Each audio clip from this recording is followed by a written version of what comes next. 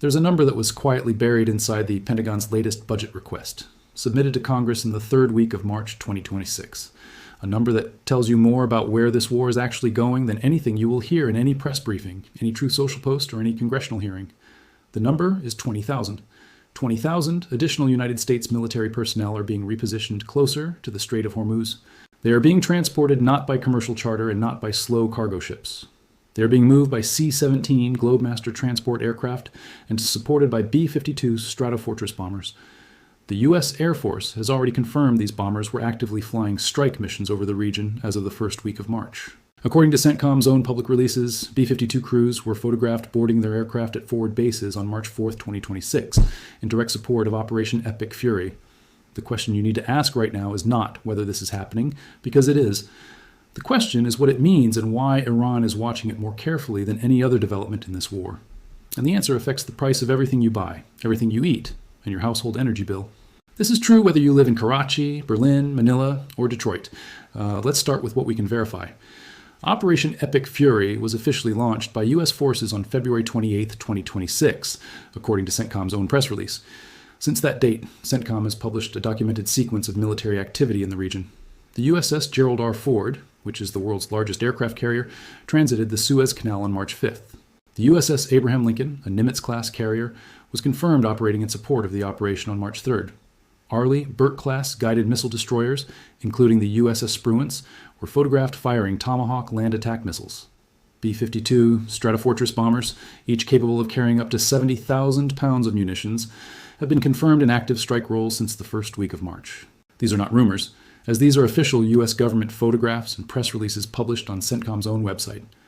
Now here is what the additional troop deployment actually means in military terms. Most people hear 20,000 troops and think of infantry, but that is not what this is. When the Pentagon moves 20,000 additional personnel toward a theater supported by 2 carrier strike groups, the majority are specialists. They are logistics specialists, air defense crews, signals intelligence analysts, and fuel and ammunition handlers. They are forward air controllers and the maintenance teams that keep an active air campaign operational over weeks and months. This is not the profile of a force being assembled for a quick exit. This is the profile of a force being assembled to sustain a long campaign. Iran's military planners understand exactly what that profile means because they have studied American force posture for over 4 decades. The Strait of Hormuz is at the center of every calculation being made right now. According to AP News reporting confirmed during the third week of March 2026, Brent crude briefly reached above $119 per barrel. Bloomberg confirmed that some oil products were trading at over $200 per barrel as a war premium took hold. The New York Times reported on March 20th that U.S. warplanes and attack helicopters were actively striking Iranian targets to reopen the strait. Al Jazeera confirmed that Iran stated it would allow Japanese ships to transit the strait. This selective carve-out reveals that Iran is using Hormuz as a calibrated pressure instrument. Think about what that means for the 20,000 troops now moving toward the region. The United States has stated through Bloomberg that its military has successfully degraded Iran's ability to target ships. That is the official American position. But here is the strategic reality that the troop deployment reveals underneath that claim. If Hormuz were truly degraded as a threat, you would not need 20,000 additional personnel. If the air campaign were proceeding on the original 4-week timeline, you would not build this personnel architecture. The deployment is not evidence of victory. It is evidence of recalibration. The war did not end in 4 weeks, and now the United States is building the architecture needed to sustain what comes next. Here is where the B-52s become the single most important piece of military hardware to understand. The B-52 Stratofortress is not a precise strike weapon like an F-35. It is a sustained payload platform. A single B-52H can carry up to 70,000 pounds of mixed ordnance. Its significance is the accumulation of missions over an extended period. These rotations represent a capability to deliver high-volume strikes against hardened infrastructure. It is a grinding, sustained campaign of attrition, and Iran knows this because their analysts read the same releases you do. And Iran's response has not been passive. Al Jazeera's live coverage as of March 21, 2026, confirms Iran stated it has targeted bases in Kuwait and the UAE. Iranian missiles reached the town near Israel's Dimona nuclear facility, with reports of 39 people injured. Qatar expelled Iranian embassy personnel following attacks on its LNG infrastructure. Bloomberg confirmed that Iran's strikes have damaged approximately 17% of Qatar's LNG capacity. Reuters reported that damage could affect supply for 3 to 5 years. The AP confirmed that the Pentagon has requested an additional $200 billion in funding for the war. That is not a figure that corresponds to a 4-week operation. 20,000 troops, $200 billion, and 3 to 5 years of LNG damage. These 3 numbers tell you the same story. This war has left its original timeline behind. Now let's talk about what the C-17 deployments specifically communicate to Iran's military commanders. The Boeing C-17 Globemaster III is the primary strategic airlifter for large-scale troop and equipment movements. A single C-17 can carry approximately 102 fully equipped paratroopers or 36 standard military pallets. Moving 20,000 personnel requires a sustained, coordinated airlift operation running over weeks. It is not a single flight. It is a logistics pipeline. And a logistics pipeline, once established, can be expanded. The 20,000 troops being moved now are not a ceiling, they are a foundation. Iran's military leadership understands what a foundation looks like because they built one of their own. Al Jazeera's reporting confirms that Iran has spent years building a dispersed, hardened, decentralized military architecture. IRGC units in the field do not need communications with a central authority to execute their assigned missions.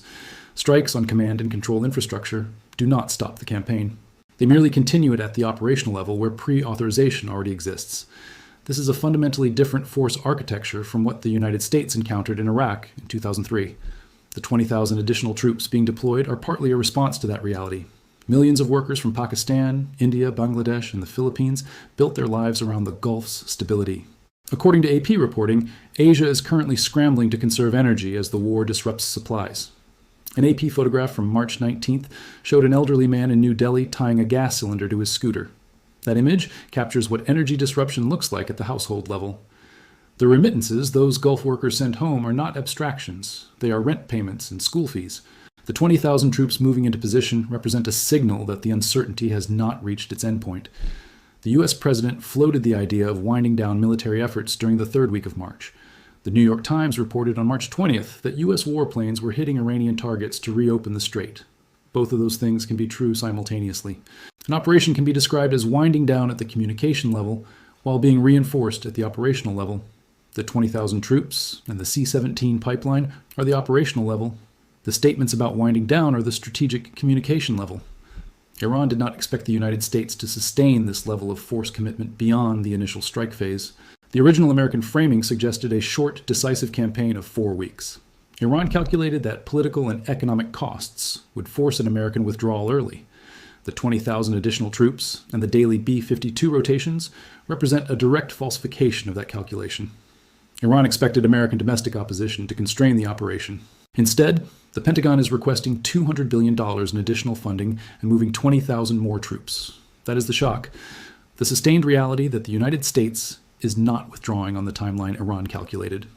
The Strait of Hormuz carries approximately 20 million barrels of oil per day, or 1/5 of the world's consumption. Bloomberg's confirmed data shows Brent crude above $100 per barrel with war premium effects. The European Central Bank held rates steady, while warning of the war's costs on inflation. The Bank of England held its main rate at 3.75%, citing Iran war effects. Germany is weighing a windfall tax on energy companies as fuel prices surge. These are present-tense policy decisions being made in response to the conflict the 20,000 troops are contesting. The food supply chain dimension has the most direct impact on households in the developing world. Bloomberg reported on how the war is disrupting the global food supply chain, particularly fertilizer. Natural gas is the primary input for ammonia, which is the primary input for nitrogen fertilizer. Qatar's LNG infrastructure has sustained confirmed damage affecting 17% of its output. The U.S. president confirmed that Iran's South Pars gas field is an energy lifeline under active military pressure. Every day of disruption is a day in which the cost of fertilizer and food for billions of people rises. The New York Times reported on March 20th that the U.S. president met with Japan's Prime Minister Takaichi to secure the strait. Bloomberg confirmed a $40 billion U.S. reactor project deal connecting Japanese energy to American strategy. Al Jazeera confirmed that Iran stated it would allow Japanese ships to transit the strait. This is Iran using selective access as a diplomatic instrument, just as it has used infrastructure targeting. 20,000 American troops cannot change that diplomatic geometry, but they can change the military geometry. The Pentagon's $200 billion supplemental funding request is the most important number for understanding the duration. For context, the United States spent an average of $100 billion per year in Afghanistan over 20 years. A $200 billion request for a few weeks represents either a massive overcalculation or a private assessment of a long war. The 20,000 troops and the $200 billion request point to the same conclusion. The war's duration is not 4 weeks. The physical damage to Qatar's LNG facility means a ceasefire tomorrow does not restore the situation. The damage is done, and the cascade is underway. The 20,000 troops are entering a situation where the economic consequences have already become structural. Iran is shocked because the fight is being resourced at a scale its original calculation did not account for.